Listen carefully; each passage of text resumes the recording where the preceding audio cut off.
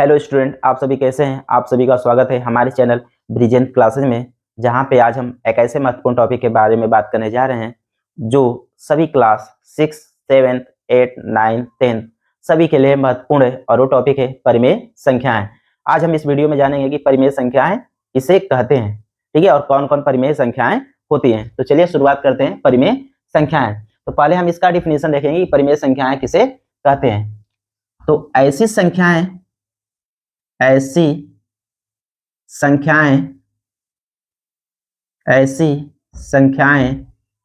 जिनको P/Q के रूप में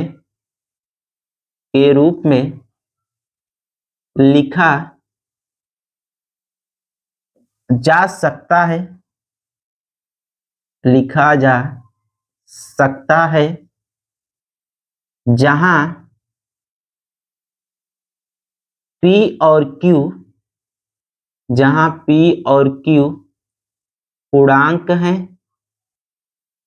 जहां P और Q पूर्णांक हैं, और Q is not equal 0। परिमेय संख्याएं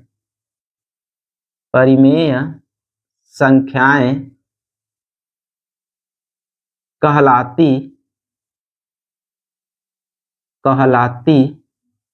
है, ठीक है। यानी ऐसी संख्याएं जिनको P/Q के रूप में लिखा जा सकता है, जहां P और Q पूर्णांक है और Q इज नॉट इक्वल 0, परिमेय संख्याएं कहलाती हैं, ठीक है। उदाहरण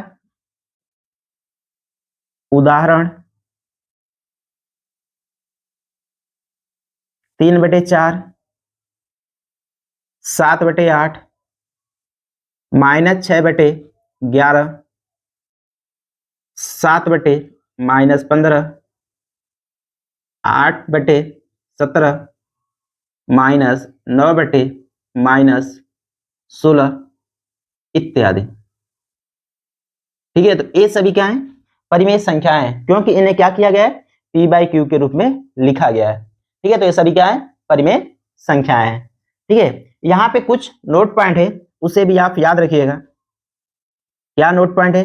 पहला, शून्य एक परिमेय संख्या है, ठीक है। तो शून्य क्या है, एक परिमेय संख्या है। जैसे या उदाहरण, अगर शून्य है तो शून्य को हम क्या लिख सकते हैं, 0/1, 0/2, 0/15, 0/99, ऐसे ही आगे आप कुछ भी लिख सकते हैं, ठीक है। तो 0/1, 0/2, 0/15, 0/99, ठीक है। इसे हम क्या किए हैं, शून्य को P/Q के रूप में लिख दिया गया। P यहाँ पे 0 हो सकता है, लेकिन Q 0 नहीं हो सकता है। तो Q देखिए कोई ना कोई संख्या है, ठीक है। तो शून्य को हम 0/1, 0/2, 0/15, 0/99, ऐसे आप कुछ भी लिख सकते हैं। तो शून्य को हमने P/Q के रूप में क्या कर दिया है, लिख दिया है, ठीक है। तो शून्य भी क्या है, एक परिमेय संख्या है। दूसरा नोट पॉइंट, सभी पूर्णांक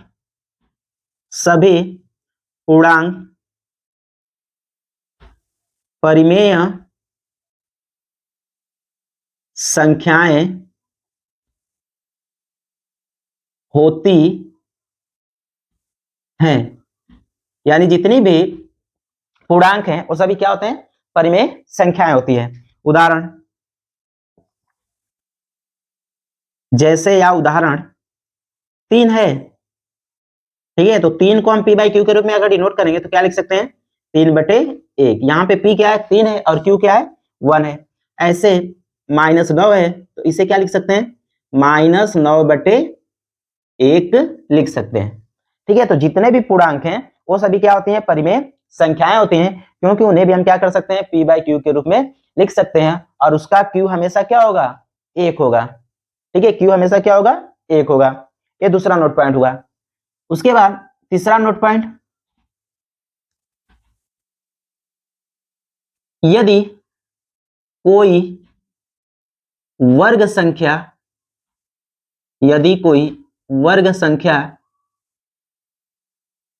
स्क्वायर रूट यानी करड़ी में हो तो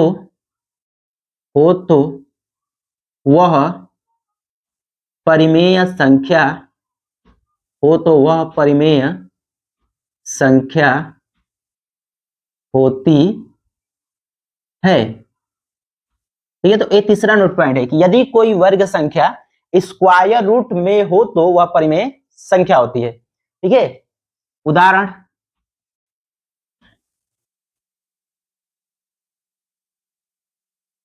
जैसे 4 है, कहानी में 4 तो स्क्वायर रूट में है और 4 किसका वर्ग होता है? 2 का, तो इसका वर्गमूल क्या हो जाएगा? 2। तो 2 क्या है? एक पूर्णांक है। ठीक है, तो 2 पूर्णांक है इसलिए क्या है? एक परिमेय संख्या है। ऐसे ही आगे कहानी में 9, तो कहानी में 9 किसका वर्ग होता है? 3 का, तो वर्गमूल इसका क्या होगा? 3 होगा। तो इसलिए जो कहानी में 9 है वो भी क्या है? एक परिमेय संख्या है। ऐसे कहानी में 16, तो कहानी में 16 का वर्गमूल क्या होगा? 4 होगा। तो जो कहानी में 16 है वो भी क्या है? एक परिमेय संख्या है। ठीक है, चौथा नोट पॉइंट, यदि कोई घन संख्या यदि कोई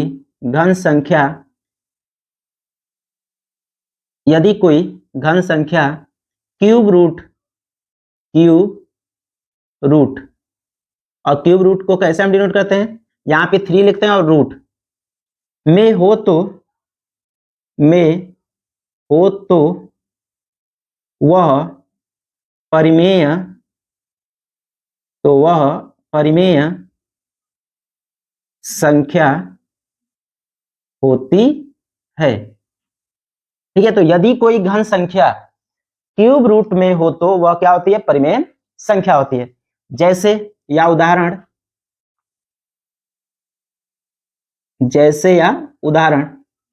जैसे अगर कह दिया जाए क्यूब रूट ऑफ 8, ठीक है, क्यूब रूट क्या है? 8 है, यानी 8 का घनमूल क्या होता है? 2 होता है। तो 2 क्या है? एक परिमेय संख्या है, इसलिए क्यूब रूट ऑफ 8 भी क्या होगा? एक परिमेय संख्या होगा। ऐसे क्यूब रूट ऑफ 27 और 27 का घनमूल क्या होता है? 3 होता है, तो 3 एक परिमेय संख्या है, इसलिए क्यूब रूट 27 भी क्या है? एक परिमेय संख्या है। ऐसे क्यूब रूट ऑफ 64 का घनमूल क्या होगा? 4 होगा।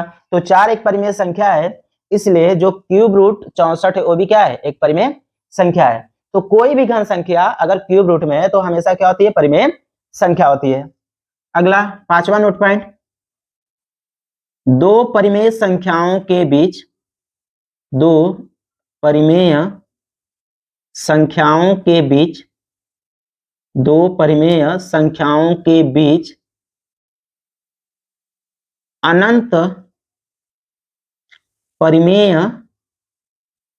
अनंत परिमेय संख्याएं होती हैं।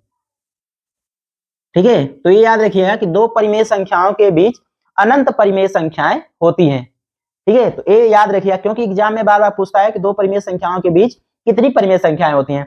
तो दो परिमेय संख्याओं के बीच अनंत परिमेय संख्याएं होती हैं। कभी कभी अपरिमित भी लिखता है। ठीक है, कि अपरिमित परिमेय संख्याएं होती है। ठीक है, तो ये थे परिमेय संख्याएं और परिमेय संख्याओं के बारे में कुछ इंपॉर्टेंट फैक्ट। ठीक है, तो यदि वीडियो आपको अच्छी लगी हो तो वीडियो को लाइक, सब्सक्राइब और शेयर कीजिए और कमेंट करके बताइए कि आपको ये वीडियो कैसी लगी।